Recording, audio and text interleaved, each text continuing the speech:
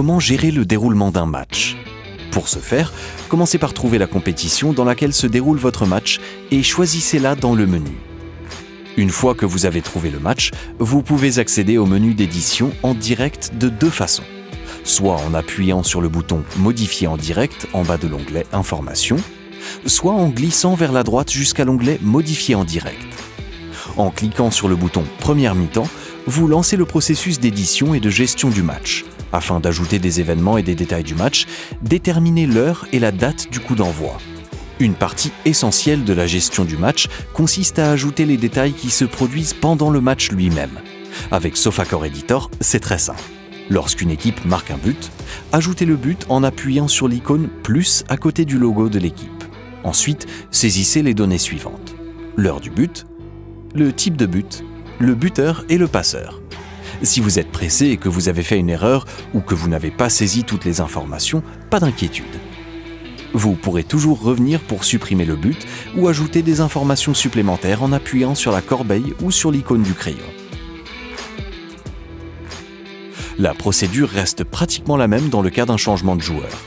Ouvrez le champ « Remplacement » sur l'écran « Modifier le match » pour ouvrir le formulaire.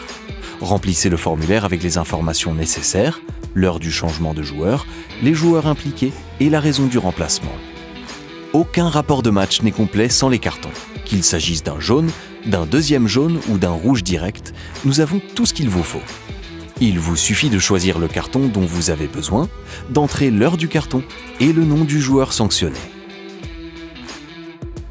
Vous avez déjà vu comment enregistrer un penalty marqué, mais le processus est un peu différent si un joueur ne parvient pas à convertir un penalty. Dans ce cas, il existe un champ distinct à remplir, le champ « Penalty manqué ». À partir de là, choisissez le joueur qui a manqué le penalty et le résultat du penalty lui-même. Qu'il ait été arrêté par le gardien, qu'il soit passé à côté de la cible ou qu'il ait touché la barre. La gestion du temps et des phases de match est également une tâche simple avec notre éditeur.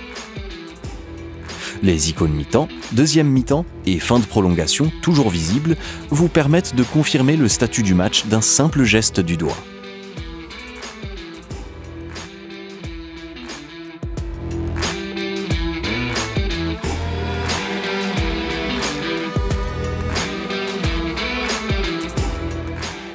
La gestion du déroulement d'un match est devenue plus simple que jamais grâce à notre éditeur. Vous pouvez à nouveau profiter de l'action sur le terrain et la partager avec des millions de personnes en un clin d'œil.